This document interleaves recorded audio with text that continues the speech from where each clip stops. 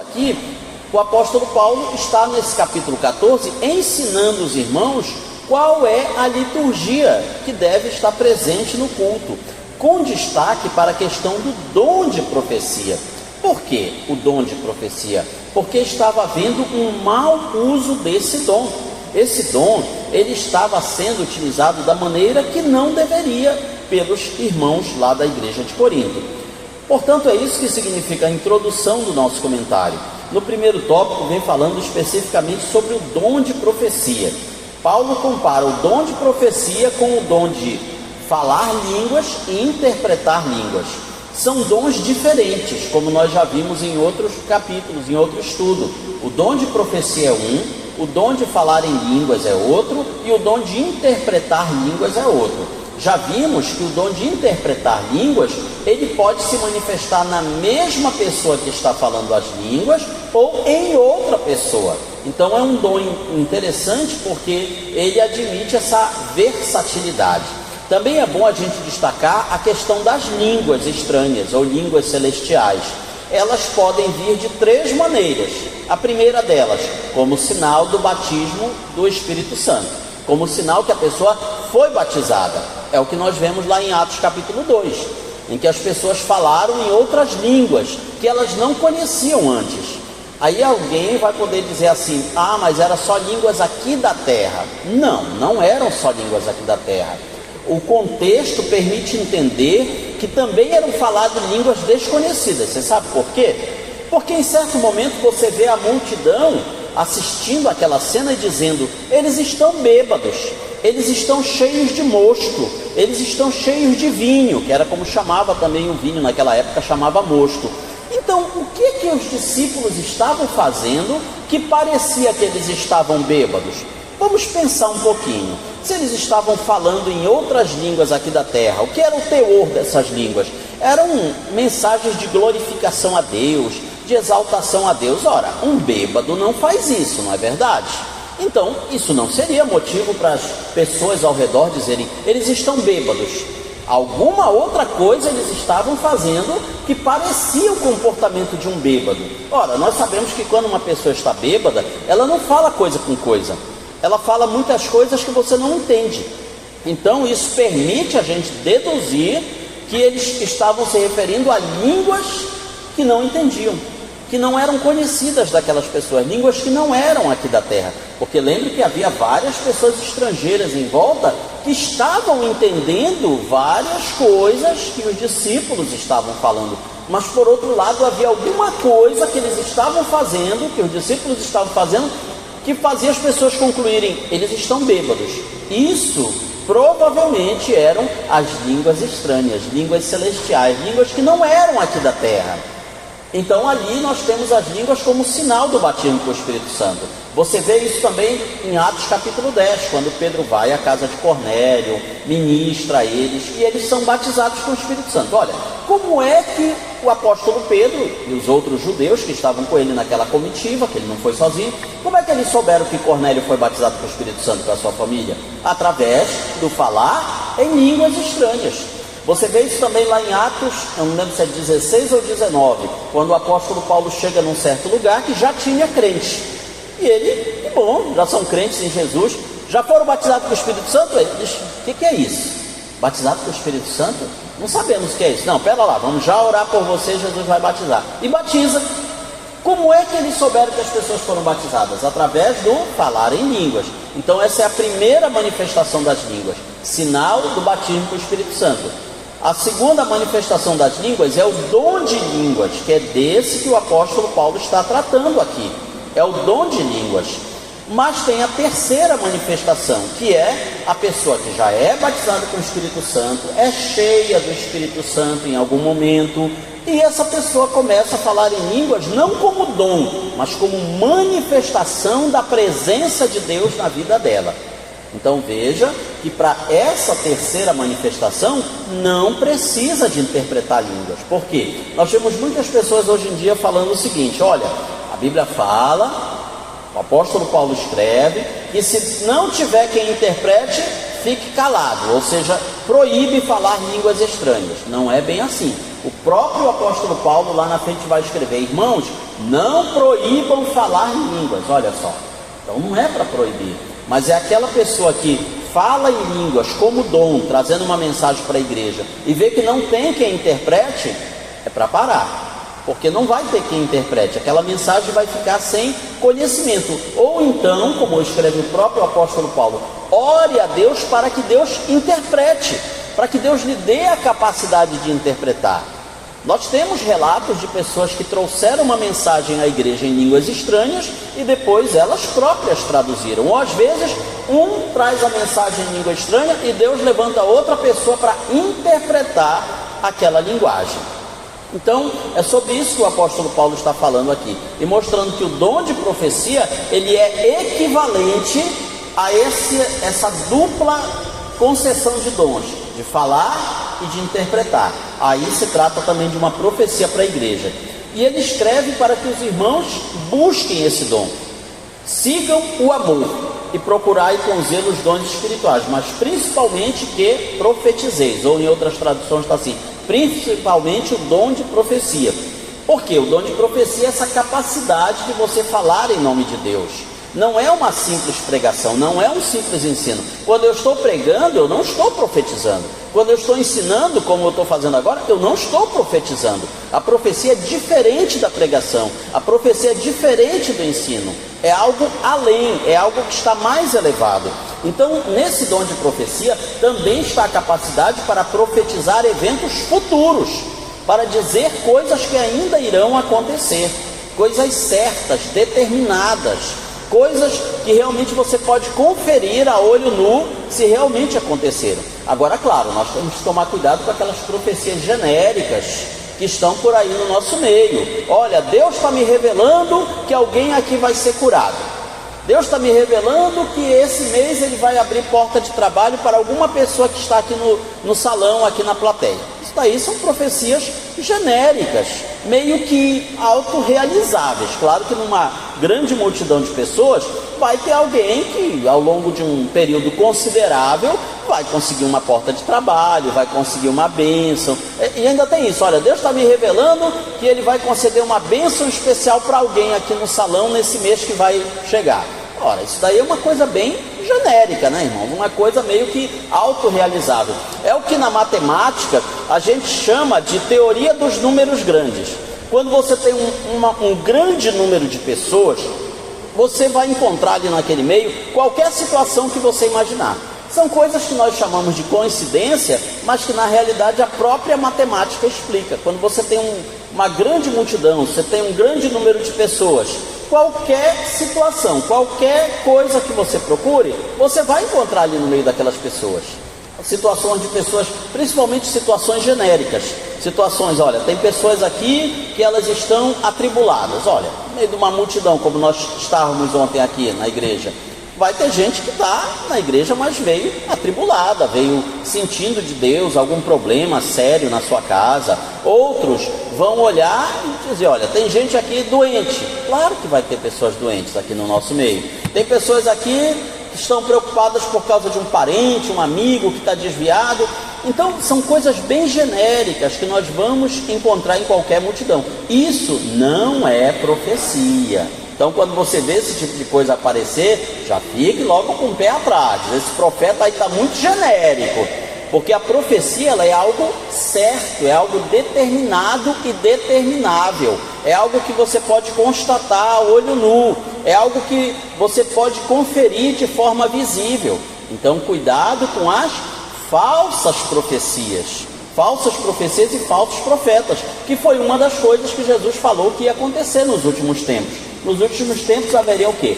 Falsos cristos e falsos profetas. Infelizmente tem muitos desses aí pelas nossas igrejas, fazendo muito sucesso, tirando o dinheiro das pessoas, ganhando fama e fortuna de forma errada. Então estejamos atentos aí. Muitos desses estão aí catando onde tem uma festa, um congresso, um evento. Eu vou lá vender o meu peixe, né? Vender minha profecia. E às vezes os irmãos não estão muito instruídos e se deixam levar por aquelas coisas. Então estejamos vigilantes por isso, para buscar o verdadeiro dom de profecia. Para o apóstolo Paulo, o dom de profecias é superior ao dom de línguas, porque a profecia ela vem na nossa própria linguagem, ela não precisa de tradução, diferente do dom de línguas, que você precisa de uma tradução. Segundo item, as línguas edificam quem fala. Quem fala em outra língua não fala a homens, senão a Deus, visto que ninguém o entende, e em espírito fala mistérios.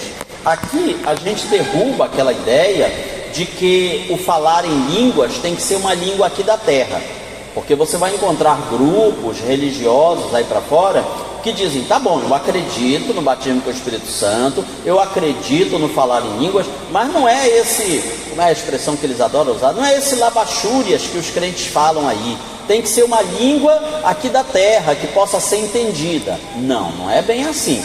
Aqui nesse texto, o apóstolo Paulo deixa claro que a língua, ela é algo que os homens não entendem, é algo incompreensível aos homens, porque diz que ninguém o entende, então não é uma língua aqui da terra, e em espírito fala mistério, ou seja, é uma coisa oculta, é algo que não é revelado aos seres humanos.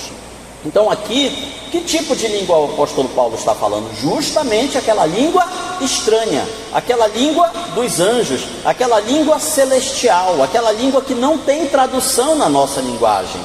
Aí a gente às vezes acha estranho, porque a pessoa fala em línguas, uma certa quantidade de palavras, e vem outra pessoa e traduz para a nossa língua, parece uma mensagem muito maior, muito mais longa, mas isso se justifica pelo fato de serem línguas de dimensões diferentes. Até aqui na terra às vezes acontece isso. Por exemplo, um certo missionário estava numa região oriental e ele tomou o microfone, tinha o tradutor do seu lado, daquela região, e começou: saúde os irmãos na paz de Jesus Cristo, na paz do Deus de Abraão, de Isaac e Jacó. Aí parou para o tradutor falar. Aí o tradutor falou quase 10 minutos, ele esperando. Meu Deus, esse tradutor não vai parar de falar para eu continuar a mensagem. Aí continuou, depois o tradutor parou e ficava. Ele falava, o tradutor traduzia. Aí depois, no final, ele chamou o tradutor: escuta, aquela parte inicial que eu falei, você falou muito, você falou quase 10 minutos, por que isso? Aí ele foi explicar: olha, o povo aqui não sabe quem é Abraão, não sabe quem é Isaac, não sabe quem é Jacó, não sabe quem é Jesus. Eu tive que explicar isso de maneira resumida para eles, senão eles não iam entender a tua saudação. Então a mesma coisa, quando Deus levanta alguém para traduzir aquela língua que foi falada, muitas vezes a tradução ela tem que vir de uma maneira mais explicada para que nós possamos compreender. Então as línguas espirituais elas servem para isso, para a edificação da pessoa que está falando. É uma maneira da pessoa saber que ela está em contato com Deus, que ela está na presença de Deus, que Deus está se manifestando na vida dela. Então isso nos edifica. O dom de línguas, então, não tem que ser desprezado pelos crentes de hoje, porque o que está acontecendo? O inimigo das nossas almas, ele tem procurado assim, ridicularizar o dom de línguas. E aí tem crentes que já ficam constrangidos de falar em línguas, mesmo sob a ação do Espírito Santo de Deus. Além disso, o dom de línguas também é um sinal para os incrédulos, para as pessoas que não são crentes, para que elas saibam que Deus está se manifestando ali de uma forma sobrenatural naquele meio. Só que pelo seu caráter personalíssimo, principalmente quando não há quem interprete, esse dom deve ser exercitado com parcimônia durante as reuniões públicas. O que é parcimônia? É moderação. É moderação, ou seja, um culto em que todo o tempo as pessoas lá estão só falando em línguas, como é que você vai entender a pregação? Como é que você vai entender os louvores? Como é que você vai prestar atenção no culto? Então, o dom de línguas, se Deus te usa para falar em línguas, você deve acomodar aquilo à reunião onde está sendo realizada. Lembra daquele outro texto? O espírito dos profetas está sujeito aos profetas. Então veja que quando Deus ele nos enche com o seu Espírito Santo para realizarmos alguma coisa, nós não ficamos assim numa espécie de transe, de êxtase, como acontece por exemplo, nos cultos afro, que a pessoa não sabe o que está fazendo, ela está ali dominada por um outro poder, por uma outra entidade, depois ela nem lembra o que ela fez. Mas o Espírito Santo, ele não faz assim conosco. Quando ele nos enche, quando ele nos dirige a profetizar ou falar a língua, você sabe o que você está fazendo, você está consciente do que você está realizando, você não está fora de si, entendeu? Então, se algum poder vier sobre a sua vida que quiser meio que te colocar em transe, você não sabe o que você está fazendo, não é de Deus, não é de Deus, chuta que é laço. Devemos levar em conta que Paulo não está desprezando o dom de línguas, e sim enfatizando a necessidade de ordem no culto, porque o culto estava ficando desordenado, estava ficando bagunçado, não havia mais aquela liturgia, não havia mais aquele controle, as pessoas estavam ficando fora de si, as pessoas estavam perdendo o rumo, perdendo a rédea. Agora imagine, Paulo não estava lá assistindo isso. Os irmãos de Corinto, alguns irmãos de lá se sentiram incomodados e escreveram: olha, Paulo, está acontecendo isso aqui na igreja, veja lá o que Deus te direciona para nos ensinar a respeito. Então, tudo isso, irmãos, nós temos que ver que Paulo não estava aqui num púlpito falando para os irmãos de Corinto, isso tudo ele estava escrevendo por carta, mandando para os irmãos de Corinto, para eles lerem lá no culto entre eles. Então imagina só, quando essa mensagem chega e é lida no púlpito lá na igreja de Corinto, como eles não devem ter ficado apreensivos, preocupados. Meu Deus, nós não estamos fazendo as coisas do jeito que Deus quer. No terceiro item do primeiro tópico, fala sobre que a profecia edifica a igreja. Então veja que ele coloca um contraste: quem fala em línguas edifica-se a si mesmo. Em nenhum momento ele diz assim: olha, edificar a si mesmo é ruim. Não, ele não diz isso. Ele está dizendo: olha, edificar a si mesmo também é importante, mas o mais importante é edificar quem? A igreja. Por isso que a profecia é superior ao dom de línguas, porque a profecia ela vem para edificar a igreja, ela vem para exortar a igreja, ela vem para consolar a igreja. Entenderam? Essa é a finalidade da profecia. Agora vamos deixar bem claro: não é toda pregação, não é todo ensino que é profecia. Alguns irmãos podem pensar, por exemplo: olha, esse ensino que o pastor Danilo está trazendo, ele está exortando a igreja, então ele está profetizando. Não, eu não estou profetizando. Eu estou trazendo uma palavra que em parte ela exorta, mas nem tudo que exorta é profecia. Ah, eu estou trazendo uma palavra que consola a igreja, então eu estou profetizando. Não, não é isso.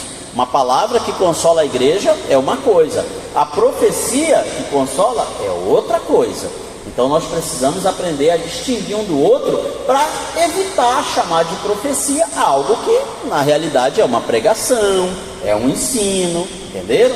Então a profecia ela tem essa finalidade: edificar toda a igreja, todos os irmãos. E por isso assim a gente fica meio que com um pé atrás com certas profecias que você vê hoje em dia, que é direcionada a uma pessoa. No culto público, alguém se levanta para trazer uma profecia para o irmão fulano de tal.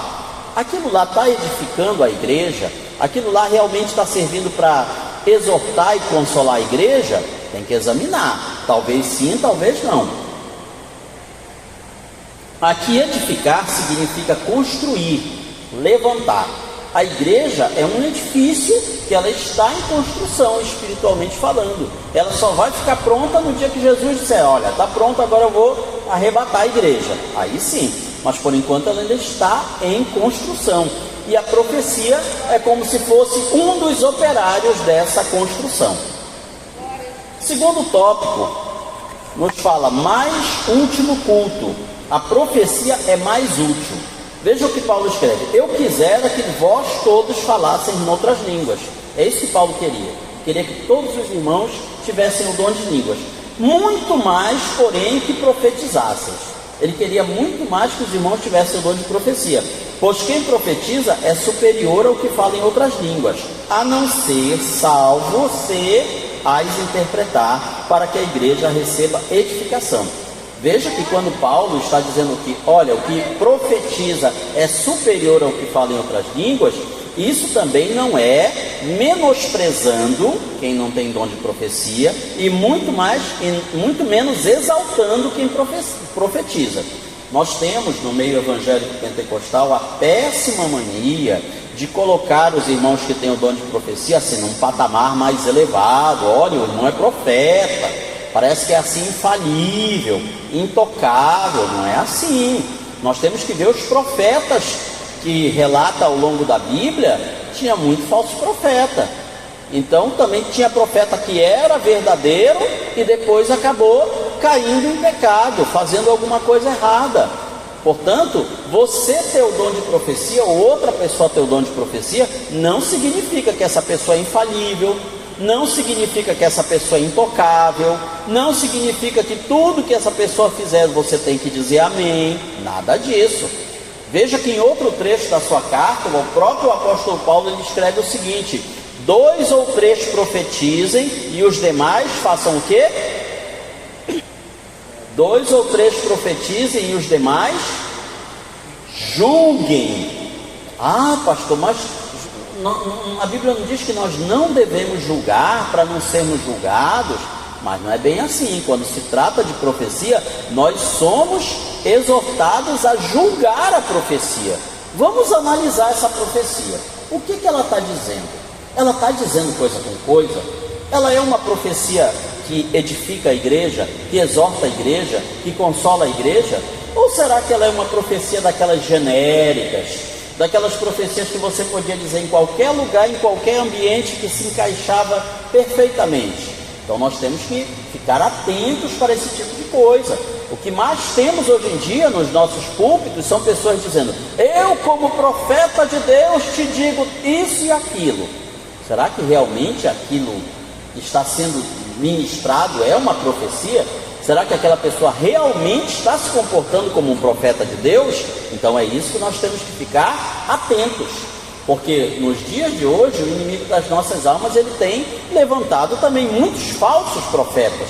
Aí a gente acha que o falso profeta ele vai vir assim escrito, assim com marcador de texto aqui na testa dele: eu sou um falso profeta. Claro que não. O falso, irmãos, ele parece muito com o verdadeiro. Não sei se alguém aqui já teve o desprazer de receber algum valor em dinheiro e vir uma nota falsa no meio. Mas aí você sabe que a nota falsa ela tem muitas características da verdadeira. Ela tem a mesma cor, o mesmo tamanho, ela tem assim os mesmos sinais. Um ou outro detalhe, para quem não sabe identificar direito, é que vai te dizer: ah, isso daqui é falso, isso aqui é verdadeiro. Pois é, o falso profeta, ele parece muito como um verdadeiro. Ele se veste como crente, ele fala como crente, ele oferta e dizima como crente, ele vem na escola dominical como crente. O falso profeta, ele é igualzinho ao verdadeiro, irmão. É muito parecido mesmo, porque ele é feito justamente para quê? Para enganar os crentes. Às vezes a própria pessoa não sabe que é um falso profeta. Às vezes a pessoa acredita que aquilo que ela está trazendo é de Deus. Ela já começou a se enganar. A primeira pessoa que foi enganada pela falsa profecia foi ela própria, porque ela crê piamente que ela é um profeta de Deus.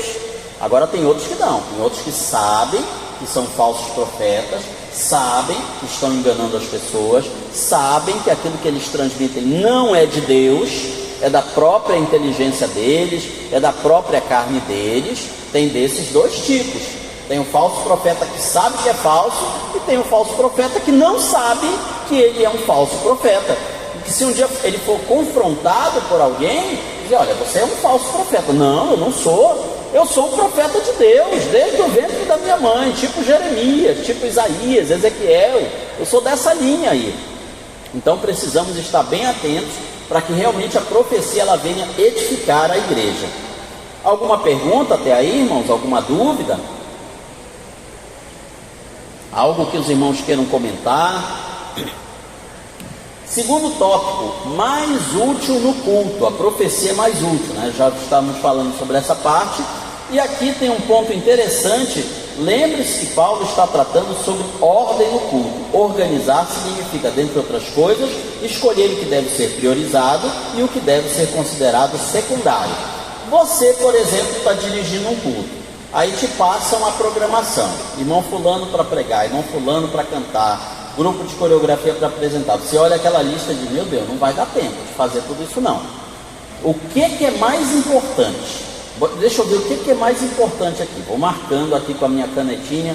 Olha, isso aqui não pode faltar de ter. Não posso deixar de chamar o pregador, não posso deixar de chamar o conjunto das senhoras que está fazendo a festa dela. Esses aqui são os prioritários. Os outros é se der tempo, se sobrar tempo.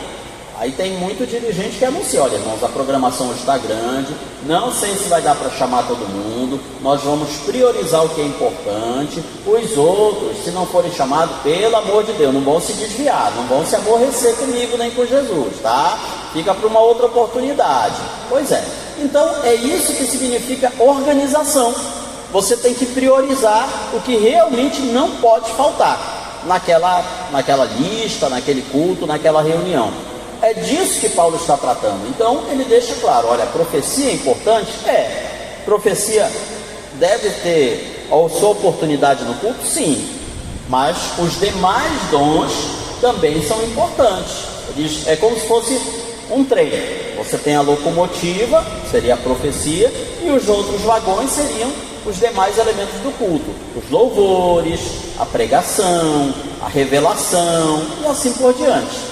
Mas tudo precisa ser feito, é isso que Paulo descreve, tudo precisa ser feito com decência e ordem. O que é decência? É difícil a gente definir o que é decência, mas é muito fácil a gente saber o que não é decência. Uma coisa indecente, uma coisa inconveniente, uma coisa que nos escandaliza, uma coisa que vai contra aquele bom senso. Isso é muito fácil da gente reconhecer. Olha, aquela pregação estava muito bonita, mas chegou num pedaço ali que estava inconveniente, estava indecente, estava uma coisa que já feria a ordem do culto. Pois é muito fácil da gente reconhecer isso. Nessa maneira, nós precisamos observar como os nossos cultos estão se desenrolando. Quando eu digo os nossos, não é só os nossos aqui, da nossa congregação, aqui da catedral. Graças a Deus que aqui os irmãos têm todo um senso de decência, de ordem. Mas algumas igrejas que a gente anda aí pelo Brasil afora, pelo Amapá afora, e que estão aí muitas vezes servindo de escândalo para a igreja na internet, acabam sendo coisas indecentes, coisas imorais, coisas que fazem com que os ímpios zombem, escarneçam e digam, Deus me livre de eu ser pentecostal desse jeito, eu é que não quero fazer parte dessa igreja, para ficar nessa loucura aí, nessa baboseira, eu não quero não. Então precisamos tomar cuidado para que os nossos cultos não venham de alguma maneira escandalizar as pessoas, escandalizar o nome de Jesus. Alguma pergunta até aí, irmãos? Alguma dúvida? O segundo item fala das línguas com interpretação, pelo que o que fala em outra língua deve orar para que a possa interpretar. O importante no culto é que a igreja receba edificação. Como é que a igreja vai ser edificada se aquela mensagem não pode ser entendida? Você não consegue entender o que a pessoa está falando, porque ela está falando em línguas estranhas, está falando em línguas desconhecidas. E agora? Como é que você vai entender? Você sente que aquilo lá é uma mensagem de Deus para a igreja, mas não tem a interpretação. E agora? Então a igreja não vai ser edificada. A igreja vai sentir a presença de Deus, é verdade, mas ela não vai ser edificada porque ela não sabe o que tem naquela mensagem. Então o que Paulo está dizendo é justamente isso. Aquele que recebe aquela mensagem em línguas, ore, peça a Deus, Deus me dá a interpretação disso aqui, ou para mim ou para outra pessoa, e Deus pode levantar outra pessoa com a interpretação daquela mensagem. Dessa forma o apóstolo está fazendo um apelo para que os coríntios, e claro nós também, sejam maduros no modo de pensar, deixando partidarismos e individualismos de lado para priorizar a unidade da igreja. Lembre, irmãos, que a igreja de Corinto não era uma igreja unida, era uma igreja cheia de panelinhas, era uma igreja cheia de brigas, de contendas, e não era briguinha, fofoquinha qualquer. Os irmãos estavam se processando na justiça, então a coisa era bem séria. É para essas pessoas que Paulo escreve e fala sobre os dons. Ele não está dizendo assim, olha, você que tem o dom de profecia, se sinta superior aos outros. Você é mais importante que os outros. Não, você é importante, mas você não é mais importante que todo mundo. Você também deve ser uma pessoa humilde. O terceiro item fala da prova da presença de Deus. Desde o capítulo 12, o apóstolo Paulo já tinha se pronunciado a respeito da manifestação do Espírito Santo. Ou seja, ele já tinha falado que os dons são diversos, mas o Espírito é o mesmo. É sempre bom a gente destacar isso. Quem concede os dons espirituais é o Espírito Santo, é Deus. Você pode buscar, a gente pode buscar: Senhor, me dá o dom de profecia, me dá o dom de revelação, me dá os dons de curar. Nós podemos e devemos buscar esses dons, mas quem decide conceder ou não é Deus. É Ele quem vai decidir se concede ou não os dons para as pessoas. A manifestação do Espírito é concedida a cada um visando a um fim proveitoso. Então Deus concede os dons para que eles venham abençoar a sua igreja. Essa que é a finalidade. Os dons, eles não são concedidos para que você se exalte, para que você se sinta maioral, para que você se destaque. Não é para isso que servem os dons espirituais. Então isso pode ajudar a entender por que muitas vezes as pessoas buscam os dons e Deus não concede, porque Deus sabe que elas vão fazer um mau uso daquele dom.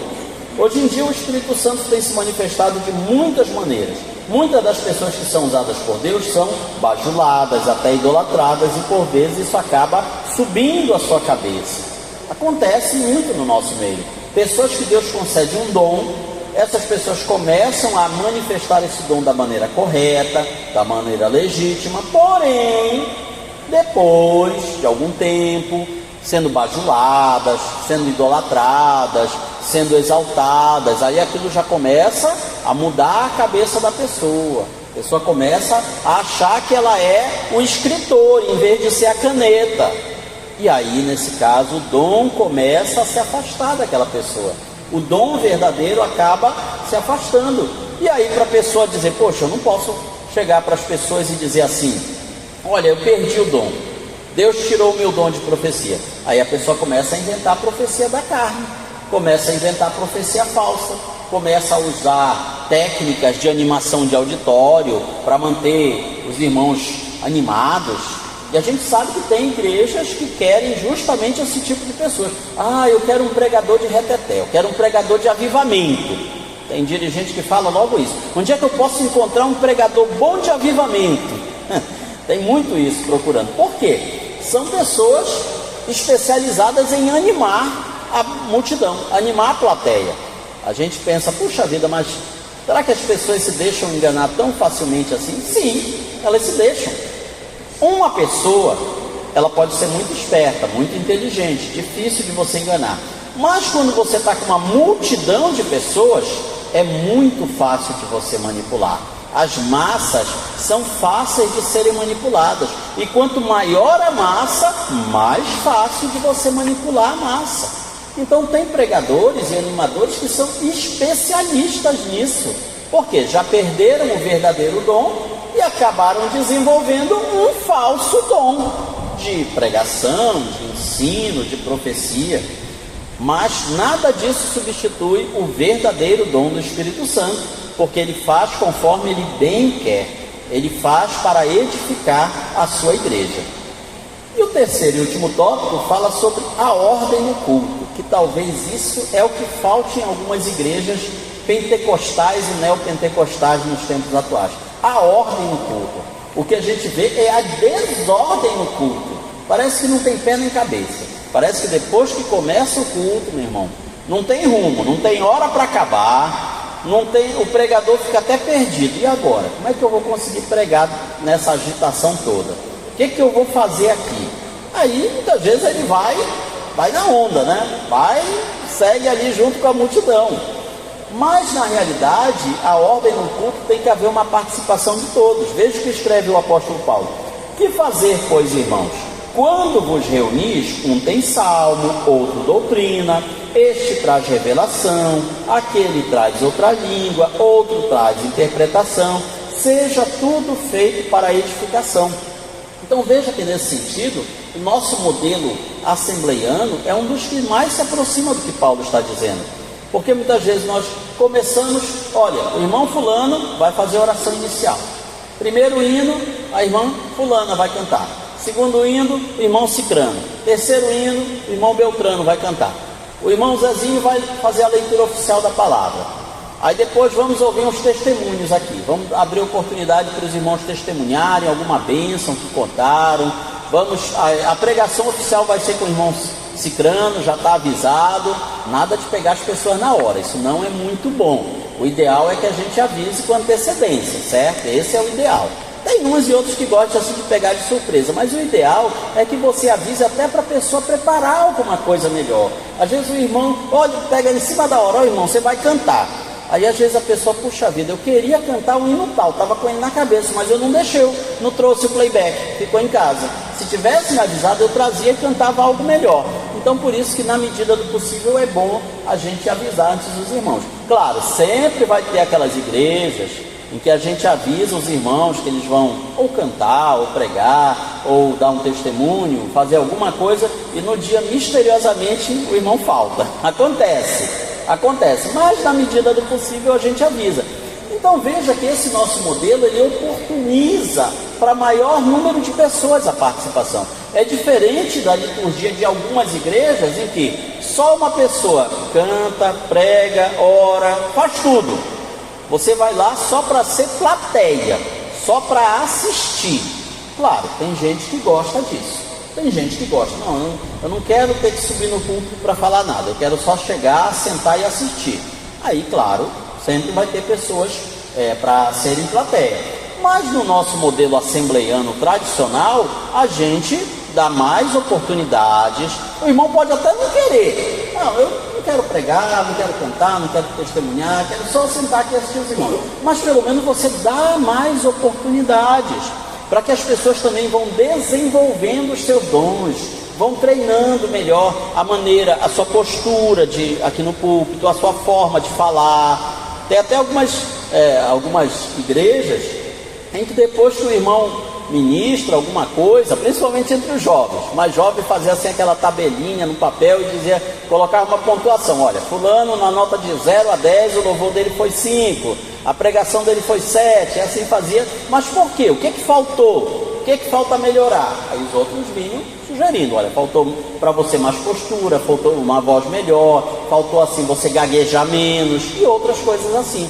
Mas são maneiras de você ir treinando, são maneiras de você ir aperfeiçoando. Ah, mas Deus já não concede para a gente tudo isso pronto? Não é assim. Deus concede o dom, é como se fosse um diamante bruto, mas você tem que ir lapidando, você tem que ir encaixando na sua própria linguagem, no seu próprio jeito de ministrar. Então o que Paulo está falando aqui é que o culto tem que ser uma coisa variada, não pode ser algo monótono. Tem que ser algo fervoroso, algo que realmente você sinta vontade de sair da sua casa, atravessar esquinas e ruas, gastar gasolina, pegar ônibus para estar na casa do Senhor, porque eu sei que vai valer a pena. Eu sinto que ali eu vou chegar e eu vou ser edificado pelos louvores, pela pregação, pela profecia, pelos dons. Então o culto tem que ser algo que realmente atrai as pessoas. E não atrair porque, olha, vai ter um pregador de fora, vai ter um cantor de fora. Não é por isso. Você sabe que ao chegar ali naquela reunião, vão estar as mesmas pessoas de sempre, mas a presença de Deus vai estar ali de tal maneira que vai te encher, que vai te consolar, que vai te animar, que vai te edificar, e você vai voltar para sua casa mais abençoado do que você chegou. É esse que deve ser o nosso ideal. O culto não deve cair em monotonia, não deve virar um monólogo, no qual só uma pessoa fala a reunião toda. Tem igrejas que você chega que é assim, é só uma pessoa que fala durante toda a reunião. Os modelos de comunidades estão tendo muito isso. Tem a equipe de louvor, começa o culto com louvor, canta lá uns 3, 4 louvores, às vezes as pessoas nem conhecem direito aquele louvor, ficam ali só assistindo. Ou seja, não é aquele canto congregacional. Eu sei que eu sou meio chato nessa questão aí da escolha de repertório. Quando eu estava lá na Pioneira, eu era chato também nesse ponto. Eu creio que o nosso repertório ele tem que ser escolhido de acordo com a nossa plateia. Nós somos a Assembleia de Deus. Quais são os nossos corinhos tradicionais? Tem um monte, né? Corinhos nossos da Assembleia de Deus. Quais são o nosso hinário oficial? A harpa cristã, que já está aí com 90 anos. Pois é, nós estamos vivendo uma época em que muitos irmãos, principalmente das novas gerações, não sabem os cânticos da harpa cristã, não conhecem os nossos corinhos tradicionais. Então a escolha do nosso repertório, ela tem que ser feita para que a congregação participe, para que o povo todo louve, para que todo o povo cante. E esse repertório não é só na questão do canto congregacional. Até quando a gente vai escolher os louvores dos nossos conjuntos, é sempre bom a gente olhar aqueles louvores que os irmãos conhecem, aqueles clássicos, não vou dizer antigos, mas os clássicos, aqueles que entra a geração, muda a geração, mas eles estão ali. Os irmãos conhecem, às vezes escuta só cantarolar um pedacinho, já lembra da canção toda. Pois é esse tipo de canção. Tem outras canções que vão saindo, entra por um ouvido, sai por outro, não cai no gosto do povo, não tem o seu devido valor. Tudo isso deve ser feito para quê? Para que o culto seja algo do qual as pessoas participem, no qual elas não vão só assistir, porque senão é muito fácil. Você pega, eu não vou para a igreja, vou ter que pegar ônibus, vou ter que me arrumar, gastar gasolina, daí disso eu vou sintonizar aqui um culto online na internet, vou ficar assistindo.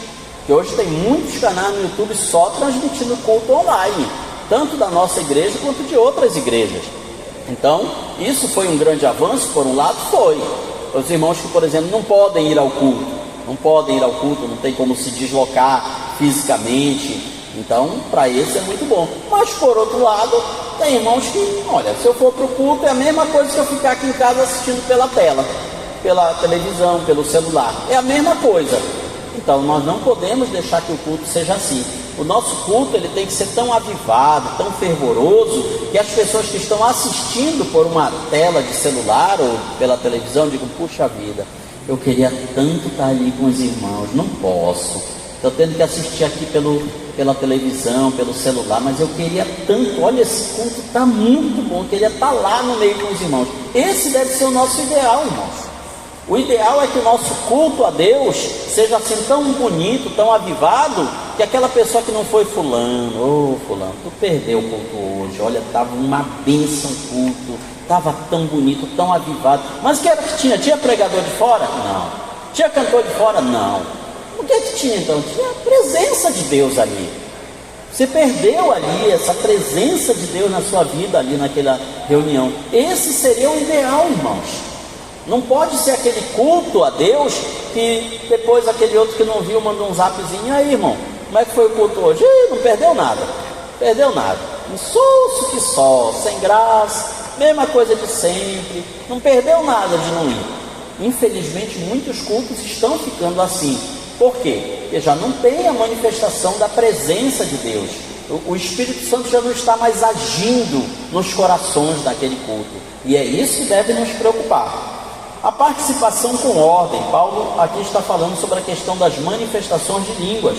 No caso de alguém falar em outra língua, que não sejam mais do que 2 ou quando muito 3, e isso sucessivamente, ou seja, um depois do outro, e haja quem interprete. Mas não havendo intérprete, fique calado na igreja, falando consigo mesmo e com Deus. Mas veja que Paulo não está dizendo assim: olha, proíbam falar línguas. Ele não está proibindo. Ele só está dizendo como essas línguas devem ser usadas. Se não tem quem interprete, fale consigo mesmo e com Deus, de maneira a não atrapalhar a ordem do culto, não tirar uma atenção exagerada para algo que não deve ser. Já imaginou? No horário da pregação, todo mundo está prestando atenção no pregador, está sintonizado na mensagem. Aí levanta um irmão falando em línguas e não é profecia, não tem interpretação. Vai cortar a atenção que estava sendo devida ao pregador. As pessoas vão perder o fio da meada, já não vão prestar atenção, já vão ficar assim com a sua atenção dividida. Então, por isso que se você recebe esse impulso de Deus, controle. O espírito dos profetas tem que estar sujeito ao profeta. Paulo ratifica que o dom se encontra sob o controle de quem o exerce, e que este pode e deve ficar em silêncio quando for apropriado. É o que eu falei no início dos irmãos. O Espírito Santo ele não nos toma assim uma espécie de transe. eu não sei o que eu estou fazendo, eu estou aqui impulsionado pelo mover de Deus, eu estou falando sem controle da minha boca, eu estou saindo andando, rodopiando aí pelo salão, não me controlo. Não, o Espírito Santo ele não faz assim. A carne faz, o espírito maligno faz, mas o Espírito de Deus não. Portanto, esse controle ele é necessário no uso dos dons espirituais. E aí Paulo vem falando sobre decência e ordem. Portanto, meus irmãos, procurai com zelo o dom de profetizar, e não proibais falar em outras línguas. Então ele deixa bem claro, não proíbam falar em línguas. Tudo, porém, tudo, quando ele está falando tudo, é tudo mesmo, irmão. Não é só os dons, é tudo. Os nossos louvores, a nossa pregação, as nossas coreografias, tudo que a gente realiza no culto, seja feito com decência e ordem. A gente preparou uma apresentação de coreografia muito bonita. Eu não sou muito fã, mas eu respeito os irmãos que gostam. Preparamos uma apresentação de coreografia muito linda, muito maravilhosa, mas que em alguns movimentos vai escandalizar os irmãos. E aí, a gente tem que olhar. Será que realmente aquela apresentação, ela está com decência? Ela está com ordem? Será que ela não vai mais escandalizar do que apresentar uma mensagem através dos movimentos das pessoas que estão participando daquela coreografia, daquele movimento?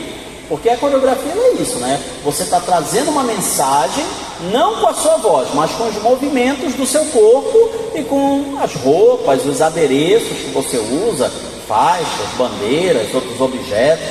Então você está trazendo uma mensagem dessa forma. Aí fica a pergunta, qual é a mensagem que está sendo trazida? Isso tem que ficar muito claro para quem está assistindo. As pessoas não têm que assistir aquela apresentação e dizer, meu Deus, o que tu quer dizer isso?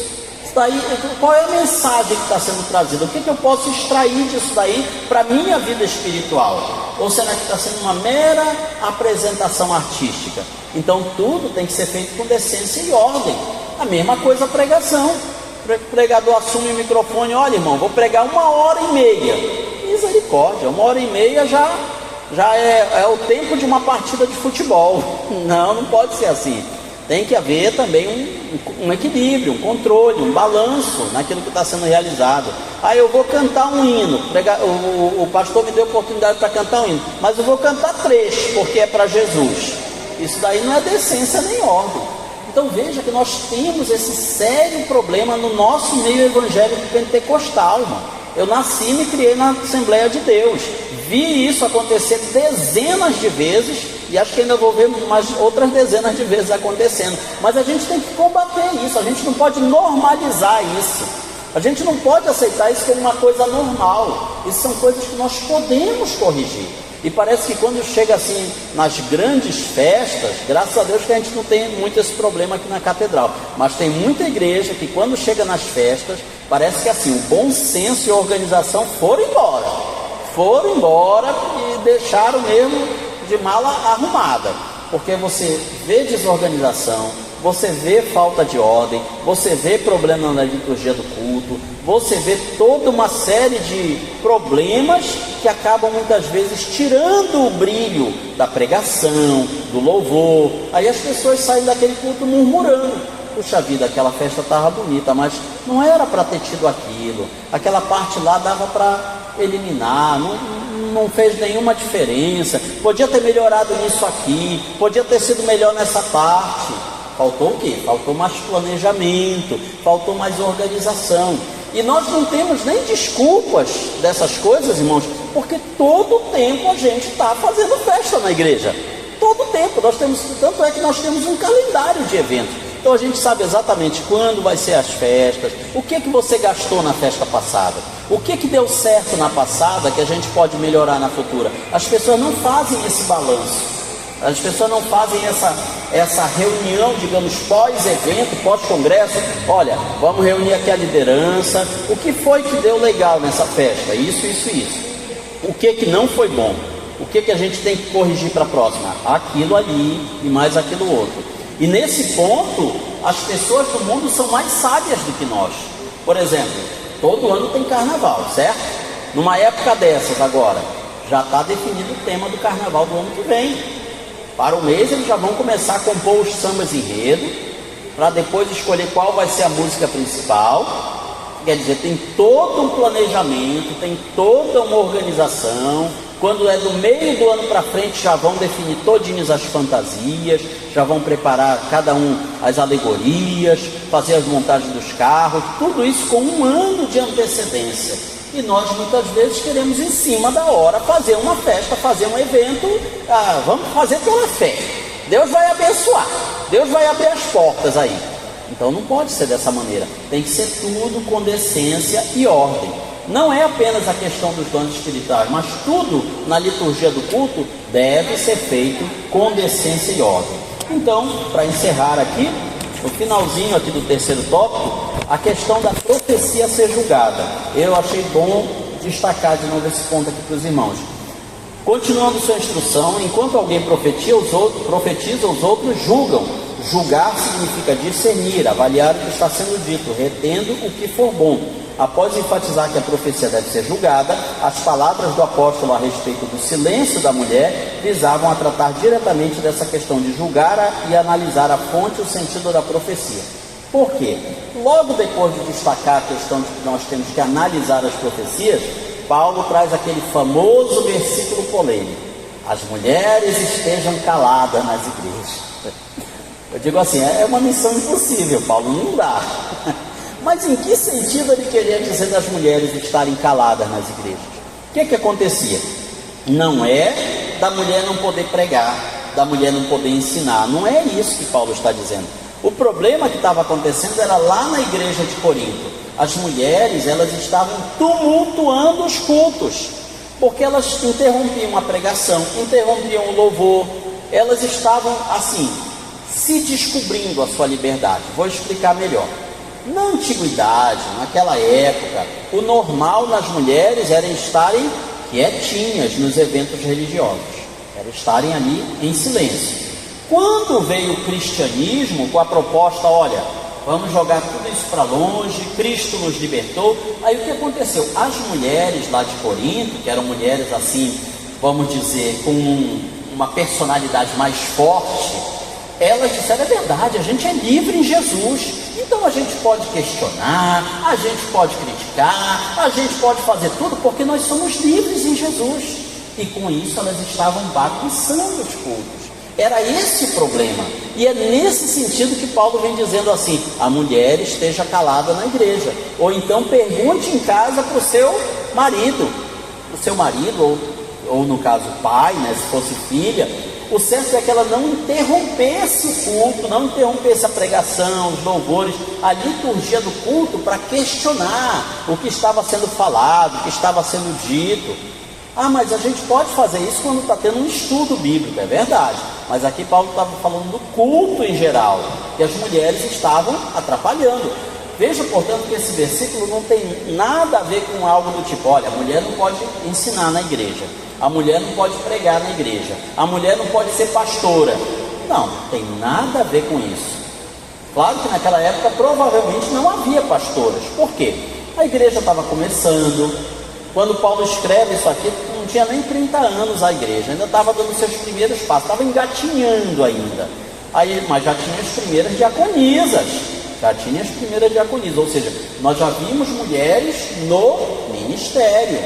Então veja aí que a ideia de que não tem ministério pastoral feminino na Bíblia, baseado nesse versículo, não dá para sustentar. Eu digo assim sempre para o pessoal que discorda de mulheres pastoras, olha, vocês podem discordar, mas com base em outro texto bíblico, nesse aqui não, porque esse aqui das mulheres estarem caladas na igreja não tem nada a ver com mulher pastora ser ou não ser pastora, quer dizer outra coisa, está se referindo a outra situação, está se referindo a outra questão. Então os homens é que eram os encarregados da missão de quê? De ensinar as mulheres, no caso os maridos ensinarem as esposas, os pais ensinarem as filhas, ou seja, a figura do homem era a figura de quê? Do sacerdote, do instrutor para as mulheres. Era nesse contexto que Paulo está ensinando. Para concluir, lembremos que a igreja se reunia nas casas e tinha muito valor o testemunho da harmonia entre os esposos e esposas, principalmente do casal dono do local. Já pensou? os irmãos se reúnem na casa do casal José e Maria. Aí os irmãos estão sabendo que a irmã Maria está brigada com o irmão José, ou que o irmão José está de mal com a irmã Maria. Isso ia meio que deixar o culto assim, meio azedo, né? Meio estranho. Então, por isso que Paulo recomenda essa questão aqui. E também aí ajuda a gente a entender melhor a questão da decência e ordem do culto. Porque imagine só, a igreja se reúne numa casa, não digo a igreja toda, mas um grupo de 10, 20 pessoas se reúne numa casa. É aquele reteté de Jeová para tudo quanto é lado. O que os vizinhos vão pensar, irmão? O que os vizinhos vão achar? Eles vão se incomodar, e com toda a razão. Já pensou? O vizinho lá está com criança pequena, ou então tem filho autista, tem certos tipos de autista que não suportam um barulho mais elevado, um idoso que precisa de repouso. Aí a igreja está lá estrondando, bota a caixa de som no último volume ainda por cima, né? Então veja só que isso vai trazer o quê? Um prejuízo para a pregação do evangelho, não vai trazer benefício nenhum. É isso que nós temos que observar. Eu sei que hoje em dia nós temos mais o costume de fazer culto nos templos, mas tem muitos dos nossos templos, irmãos, que são vizinhos de casas. Aqui não, nós temos um espaço bom entre a catedral e as residências, mas muitas casas aí, muitos mini templos, que é parede com casa, com residência, com habitação. E aí? Tudo isso tem que ser analisado, tudo isso tem que ser observado, tudo tem que ser feito com decência e ordem. A aplicação pessoal nos fala que o culto é um momento de adoração a Deus e edificação da igreja como corpo de Cristo, no qual cada um pode exercitar os dons, desde que seja com decência e ordem. Ou seja, tem espaço para todo mundo no culto, é só saber organizar. É só saber colocar tudo, os pingos nos is, com os devidos detalhes. E é por isso que cada um de vocês, quando estiverem dirigindo um culto, seja ele grande, de festa, ou culto de rotina durante a semana, você, dirigente de culto, tem uma responsabilidade muito grande de colocar os pingos nos is, colocar tudo com decência e ordem, de procurar dar oportunidade para o maior número possível de pessoas, para quê? Haja uma edificação do corpo de Cristo. Eu sei que é difícil a gente fazer isso quando tem um número muito grande de pessoas, mas dá para a gente fazer. Eu tiro por experiência própria, num certo culto que eu estava lá na Pioneira, culto de domingo, Simão sabe que culto de domingo é casa cheia. Aí ficou dirigindo eu e o pastor Cleis, ficamos dirigindo os dois o culto. Olha só, a gente conseguiu. E nós demos oportunidade para todos os conjuntos, ainda chamamos uns 5 irmãos para darem testemunho, para dar saudação, e o culto terminou no horário, sem problema nenhum. Era o culto que começava às 5 da tarde, tinha que terminar até 7h15, porque 7h30 começava outro, tinha que dar uns 15 minutos para os irmãos saírem, dar lugar para os outros, e deu tranquilo para fazer isso. Então, irmãos, é possível a gente fazer, é só organizar direitinho. Que Deus nos abençoe. Vamos louvar então ao Senhor, encerrando esse nosso momento de estudo da palavra.